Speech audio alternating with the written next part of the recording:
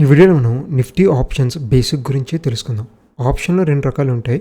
Call option, దీన్ని CE అంటారు. Put option, దీన్ని పిఈ అంటారు. మార్కెట్ పెరుగుతుంది అంటే కాల్ ఆప్షన్ కొంటారు, మార్కెట్ తగ్గుతుంది అంటే పుట్ ఆప్షన్ కొనాలి. ఆప్షన్స్లో weekly options, monthly options, yearly and multi yearly options కూడా ఉంటాయి. పాపులర్ ఆప్షన్స్ ఎక్స్పైరీస్ వచ్చి వీక్లీ అలాగే మంత్లీ.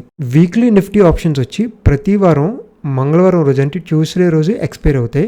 మంత్లీ నిఫ్టీ ఆప్షన్స్ వచ్చి ఆ మంత్లో లాస్ట్ ట్యూస్డే ఎక్స్పైరీ అవుతాయి. నిఫ్టీ 16 జూన్ 24,000 సిఈ అంటే ఇది వీక్లీ ఎక్స్పైరీ ఆప్షన్. ఇక్కడ 16 అని ఉంది కదా, దీని అర్థం డేట్.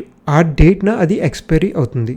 అలా డేట్ లేకుండా ఉంటే మంత్ మాత్రమే ఉందనుకోండి, అది మంత్లీ ఆప్షన్. నిఫ్టీ జూన్ 24,000 సిఈలో నిఫ్టీ అంటే నిఫ్టీ ఇండెక్స్, జూన్ అంటే ఎక్స్పైరీ మంత్, 24,000 అనేది స్ట్రైక్ ప్రైస్, సిఈ అంటే కాల్ ఆప్షన్. నిఫ్టీ జూన్ 23,500 పిఈలో ఇది మంత్లీ పుట్ ఆప్షన్.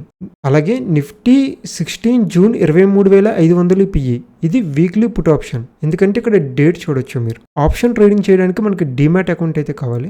జనరల్గా ఆప్షన్స్ బయర్స్ కన్నా ఆప్షన్స్ సెల్లర్స్ ఎక్కువ ప్రాఫిట్లో ఉంటారు. ఎందుకంటే ఆప్షన్ బయర్స్ మార్కెట్ డైరెక్షన్ని కరెక్ట్గా అంచనా వేస్తేనే ప్రాఫిట్, కానీ ఆప్షన్ సెల్లర్స్కి మార్కెట్ ఒక జోన్లో ఉన్న కూడా ప్రాఫిట్ వస్తుంది. ఎందుకంటే టైం డీకే ద్వారా ఆప్షన్ సెల్లర్కి ప్రాఫిట్ వస్తుంది. ఎక్స్పైరీ డేట్ దగ్గరికి వచ్చే కొద్దీ ఆప్షన్ యొక్క ప్రైస్ తగ్గుతూ ఉంటుంది. కానీ ఆప్షన్ సెల్ చేయాలంటే ఎక్కువ క్యాపిటల్ అయితే మన దగ్గర అయితే ఉండాలి.